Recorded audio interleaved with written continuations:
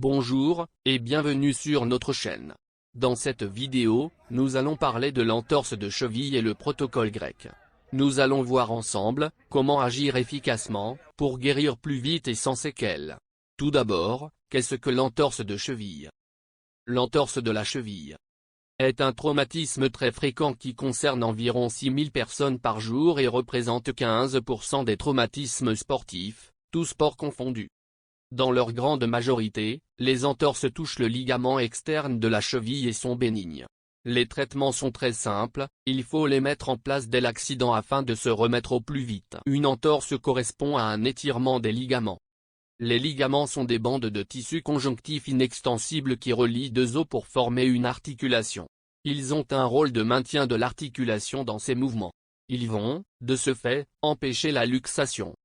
L'entorse de cheville la plus commune est l'entorse externe. Elle touche le ligament collatéral fibulaire, ou ligament latéral externe, de la cheville. La lésion de ce ligament peut aller du simple étirement à la rupture partielle ou totale, selon la classification d'Odonoghue.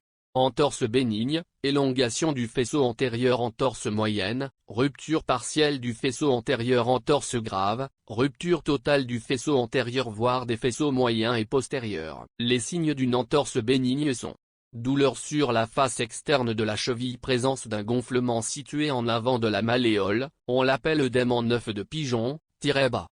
Les signes de l'entorse moyenne et grave sont douleur et œdème prémalléolaire, en plus accentué.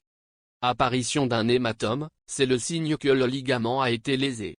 En effet, la rupture, même partielle, du ligament va saigner et provoquer cette coloration bleue de la peau.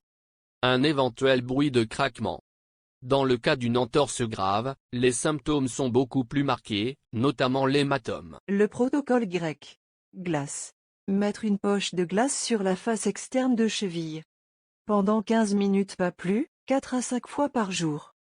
Attention, placez une serviette entre la poche de glace et la peau pour ne pas l'abîmer. Repos.